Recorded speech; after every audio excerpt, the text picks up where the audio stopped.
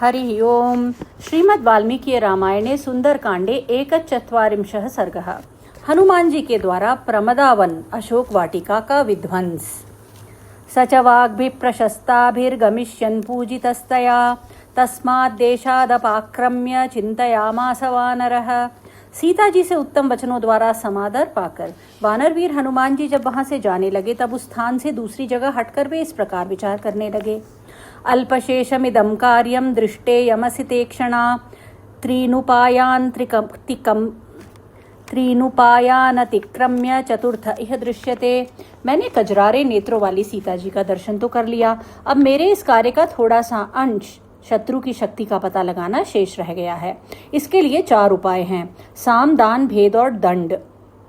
यहाँ साम आदि 3 उपायों को लांघकर केवल चौथे उपाय दंड का प्रयोग ही उपयोगी दिखाई देता है। न साम रक्षसु गुणाय कल्पते न दानमर्थोपचितेषु युज्यते न भेद साध्या बलतर्पिता जना पराक्रमस्त्वेष ममेह रोचते। राक्षसों के प्रति साम नीति का प्रयोग करने से कोई लाभ नहीं होता। इनके पास धन भी बहुत है, अतः इन्हें दान देने का भी कोई उपयोग नहीं है। इसके सिवा ये बल के अभिमान में चूर रहते हैं, अतः भेद नीति के द्वारा भी इन्हें वश में नहीं किया जा सकता। ऐसी दशा में मुझे यहाँ पराक्रम दिखाना ही उचित जान पड़ता है। न चास्य कार्यस्य पराक्रमाद्यते विनिश्चयः कश्चिदिहोपपद्यते हतप्रवीराश्च रणे तु राक्षसा कथञ्चिदीयुर्यदिहाद्यमार्दवम्। इस कार्य की सिद्धि के लिए पराक्रम के सिवा यहाँ और किसी उपाय का अवलंबन ठीक नहीं जचता। यदि युद्ध में राक्षसों के मुख्य वीर मारे जाएं तो ये लोग किसी तरह कुछ नरम पड़ सकते हैं। कार्ये कर्मणि निर्वृत्ते यो बहुन्यपि साधयेत् पूर्व कार्या विरोधेन सकार्यं कर्तुमर्हति। जो पुरुष प्रधान कार्य के संपन्न हो जाने पर दूसरे बहुत से कार्यों को भी शुद्ध कर लेता है और पहले के कार्यों में बाधा नहीं आने देता, वही कार्य को सुचारू रूप में कर सकता है। न हेकस्साधको हेतु स्वल्पस्यापीह कर्मणः यो ह्यर्थं बहुधा वेद स समर्थोऽर्थ साधने। छोटे से छोटे कर्म की भी सिद्धि के लिए कोई एक ही साधक हेतु नहीं हुआ करता। जो पुरुष किसी कार्य या प्रयोजन को अनेक प्रकार से सिद्ध करने की कला जानता हो, वही कार्य साधन में समर्थ हो सकता है।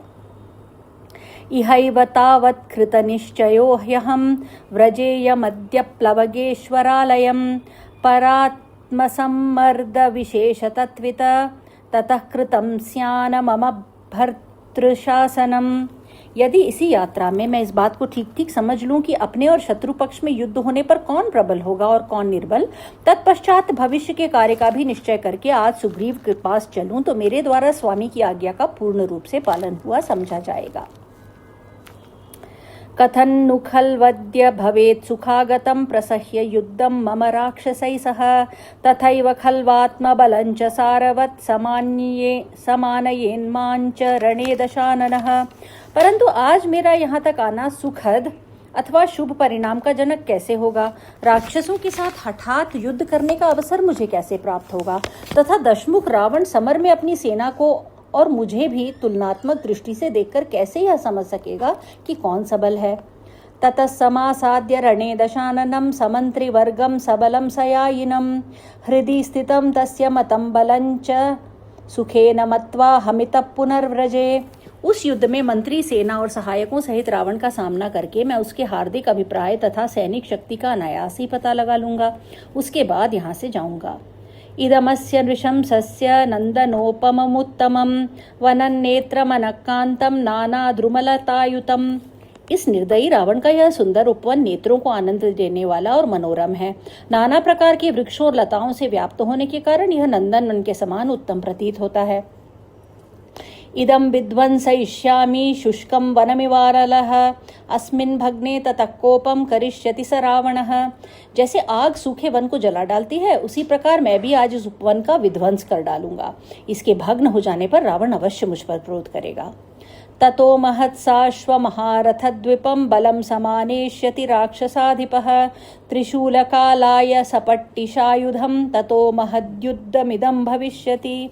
तत्पश्चात वह राक्षस राज हाथी, घोड़े तथा विशाल रथों से युक्त और त्रिशूल, कालायस एवं पट्टिश आदि अस्त्र शस्त्रों से सुसज्जित बहुत बड़ी सेना लेकर आएगा। फिर तो यहाँ महान संग्राम छिड़ जाएगा। अहं च तै संयति चण्डविक्रमै समेत्य रक्षोभिरभङ्गविक्रमः निहत्य तद्रावणचोदितं बलं सुखं गमिष्यामि हरीश्वरालयम्।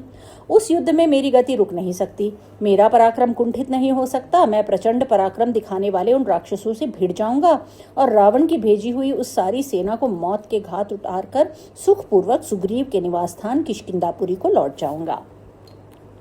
ततो मारुतवत्क्रुद्धो मारुतिर्भीम विक्रमः ऊरुवेगेन महता द्रुमान् क्षेप्तुमथारभत। ऐसा सोचकर भयानक पुरुषार्थ प्रकट करने वाले पवन कुमार हनुमान जी क्रोध से भर गए और वायु के समान बड़े भारी वेग से वृक्षों को उखाड़ उखाड़ कर फेंकने लगे।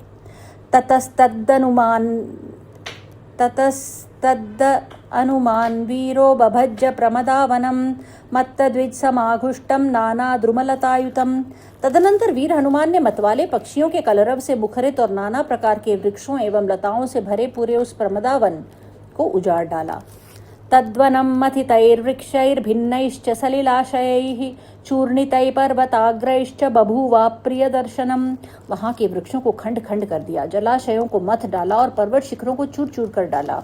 इससे वह सुंदर वन कुछ ही क्षणों में अभव्य दिखाई देने लगा।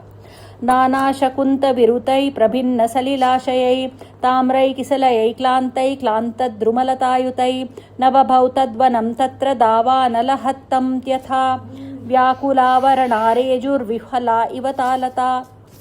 नाना प्रकार के पक्षी वहां भय के मारे चेचे करने लगे, जलाशयों के घाट फूट फूट गए, तांबे के समान वृक्षों के लाल लाल पल्लव मुरझा गए तथा वहां के वृक्ष और लताएं भी रौंद डाली गईं। इन सब कारणों से वह प्रमदावन वहां ऐसा जान पड़ता था मानो दावानल से झुलस गया हो। वहां की लताएं अपने आवरणों के नष्ट भ्रष्ट हो जाने से घबराई हुई स्त्रियों के समान प्रतीत होती थी। लता गृहैश्चित्रगृहैश्च सादितैर्व्यालैर्मृगैरार्तरवैश्च पक्षिभिः शिलागृहैरुन्मथितैस्तथा गृहैः प्रणष्टरूपं तदभून्महद्वनम्। लता मंडप और चित्रशालाएं उजाड़ हो गईं, पाले हुए हिंसक जंतु मृग तथा तरह तरह के पक्षी आर्तनाद करने लगे। प्रस्तर निर्मित प्रासाद तथा अन्य साधारण ग्रह भी तहस नहस हो गए। इससे उस महान प्रमदावन का सारा रूप सौंदर्य नष्ट हो गया। सविफला शोकलता प्रताना वनस्थली शोकलता प्रताना जाता दशास्य प्रमदावनस्य कपेर्बलादि प्रमदावनस्य।